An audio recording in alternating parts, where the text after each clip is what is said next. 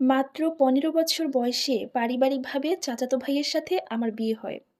আমাদের বিয়ের ১ বছরের মাথায় আমার স্বামী আমাকে রেখে প্রবাসে চলে যায়।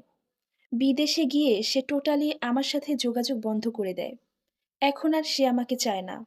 আর তার পরিবারও এখন আর আমাকে নিতে চায় না। আজ ৩ বছর পর সে দেশে এসেছে। এই ৩ বছরে সে আমার সাথে যোগাযোগ করেনি কিংবা আমার ভরণ-পোষণ বা আমার খরচের জন্য সে আমাকে কোনো টাকাও দেয়নি। সে বিদেশে যাওয়ার পরেও আমি ৬ মাস শ্বশুরবাড়িতেই ছিলাম। আর তারপর বাবার বাসায় চলে এসেছি। আমার শ্বশুরবাড়ি ছিল গ্রামে আর আমার বাবার বাসা ছিল শহরে। শ্বশুরবাড়ি থেকে বাবার বাসায় আসার পর কেউ আমার আর কোনো খোঁজ খবর নেয়নি, তাই আমিও আর যাইনি। দেখতে দেখতে এভাবেই ৩ বছর পার হয়ে যায়। আর এখন আমার স্বামী দেশে এসেছে। সে দেশে আসার পরই আমাদের বিচ্ছেদ হয়ে গেল। আমি ডিভোর্সি হয়ে গেলাম। এরপর আমি একটা বদ্ধ ঘরে নিজেকে বন্দী করে নিলাম। কারোর সাথে খুব একটা কথা বলতাম না, কোথাও যেতাম না। সবসময় একা একা চুপচাপ থাকতাম। এভাবে দেখতে দেখতে আমার জীবন থেকে আমি আরো ২টা বছর নষ্ট করে ফেলি। এরপর এই তো সেদিন বাবার বলা কিছু কথায় আমি আমার জীবনটাকে নতুন করে সাজানোর সিদ্ধান্ত নিয়েছি। বাবার কথা মতো বাহিরে বের হলাম আমি। জীবন সত্যিই খুব সুন্দর। একটা চাকরি নিলাম নিজেকে ব্যস্ত রাখার জন্য। এভাবে দেখতে দেখতে হঠাৎ করে আবারও আমার জীবনে কালো ছায়া নেমে আসে। একদিন মায়ের চিৎকারে ঘুম ভাঙে।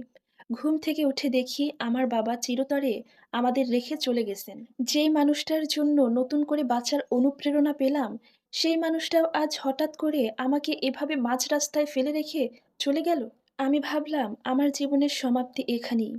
আমার জীবনটা এখানেই থেমে যাবে। কিন্তু তখনই হঠাৎ করে একজন এসে আমার পাশে দাঁড়ালো। সেই মানুষটা আমার ছায়া হয়ে দাঁড়ালো। আমার খারাপ সময়ে আমাকে অনেক সঙ্গ দিয়েছে, মেন্টাল সাপোর্ট দিয়েছে। সে বলল, "কিছুই শেষ হয়নি।" সে নতুন করে আমাকে বাঁচতে শিখালো। আমি তাকে বললাম, "আমি ডিভোর্সি।" তখন সে বলল, "কোনো সমস্যা নেই। আমি তোমার পাশে আছি।" আমি বললাম, "তোমার পরিবার?" সে বলল, "এটা নিয়ে তোমার চিন্তা করতে হবে না। আমি আমার পরিবারকেও ম্যানেজ করে ফেলব।" আমি তাকে বললাম, "ইউ ডিজার্ভ বেটার।" সে আমাকে বলল, "you are my best choice."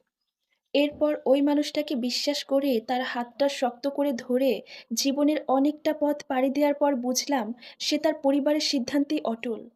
তখন আমি ভাবতে লাগলাম, আচ্ছা, সে তো আমার জীবনের সব কথা জেনেই আমাকে ভালোবেসেছিল। তাহলে কেন সে তার পরিবারকে এখন ম্যানেজ করতে পারছে না? এরপর সেই মানুষটাও আমার হাতটা ছেড়ে চলে গেল। আমি আবার একা হয়ে গেলাম। তার সাথে যখন আমার সম্পর্ক ছিল, তখন আমার পরিবার থেকে আমাকে অনেকবার বিয়ের চাপ দিচ্ছিল। আমার জন্য অনেকগুলো বিয়ের সম্বন্ধ এসেছিল।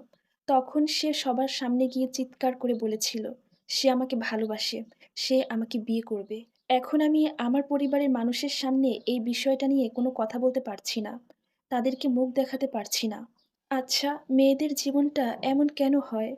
এত কষ্ট নিয়ে কেন বেঁচে থাকতে হয়? এই পৃথিবীর মানুষগুলো এমন কেন?